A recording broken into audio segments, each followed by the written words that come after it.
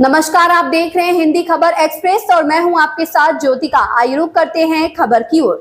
अखिलेश यादव पर यूपी सहकारिता मंत्री का तीखा हमला, कहा मानसिक और बौद्धिक रूप से दिवालिया।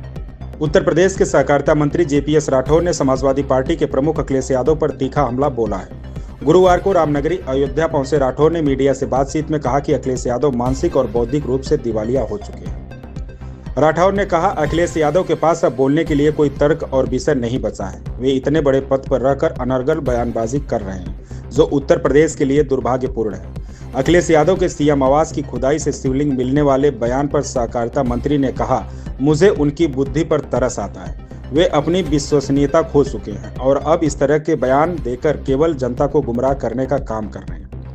प्रयागराज में होने वाले महाकुंभ पर अखिलेश यादव के बयान को लेकर राठौर ने कहा, महाकुंभ आस्था और श्रद्धा का विषय है। यहाँ किसी को निमंत्रण नहीं दिया जाता, लोग खुद अपनी श्रद्धा से यहाँ पहुँचते हैं। अखिलेश यादव के भी संगम में डुबकी लगाकर अपने पाप धोने चाहिए।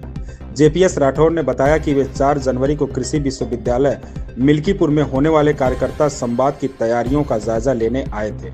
इस संवाद को मुख्यमंत्री योगी आदित्यनाथ संबोधित करेंगे। राठौर ने अखिलेश यादव के बयानों को सभा की गिरती साख और उनकी हताशा का परिणाम बताया। उनका कहना है कि इस तरह के बयान राजनीति के स्तर को गिराने वाले हैं। Regional bureau chief Amit Kumar Srivastava की रिपोर्ट। अब आप ये बताइए कैसे देखते हैं क्या? मुझे तो इनके बुद्धि पर तरस आता है। मतलब इनके पास बोलने के लिए और तर्क करने के लिए कोई ना विषय है, ना तर्क शक्ति इतनी कमज़ोर हो गई है। इनके पास कोई विषय रखने के लिए कोई बात ही नहीं रह गई है, तो ऊल जलूल कुछ भी बोल रहे हैं। मतलब ये कोई तार्किक बात है, कोई बात है जिसके पीछे कुछ बोला जाए? मैं तो इस पे रिएक्ट करना मतलब क्या लायक नहीं है बात। और जिस तरीके से उन्होंने बोला, इतने बड़े पद पर रहने के बाद व्यक्ति इतना मानसिक रूप से और बौद्धिक रूप से दिवालिया हो जाए, तो मुझे लगता है कि ये बहुत बड़े दुर्भाग्य की बात है उत्तर प्रदेश के लिए। और विपक्ष पूरी तरीके से ख़त्म है जी। और देखिए, ऐसा है कि हम कोई भी आयोजन करते हैं, अगर हम निमंत्रण नहीं देते तो ये कहते कि वो आपने तो किसी को निमंत्रण ही नहीं दिया, आपने तो बस अपने लोगों को बुला लिया। भाई तो वो दूसरा आरोप लगाते, तो हम उनको ये आरोप लगाने के लिए मौका नहीं दे रहे हैं। उनको इसीलिए परेशानी हो रही है। ये तो सबको निमंत्रण भी दे।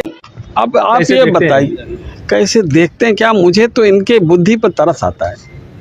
मतलब इनके पास बोलने के लिए और तर्क करने के लिए कोई ना विषय है, ना तर्क शक्ति इतनी कमज़ोर हो गई है। इनके पास कोई विषय रखने के लिए कोई बात ही नहीं रह गई है, तो ऊल जलूल कुछ भी बोल रहे हैं।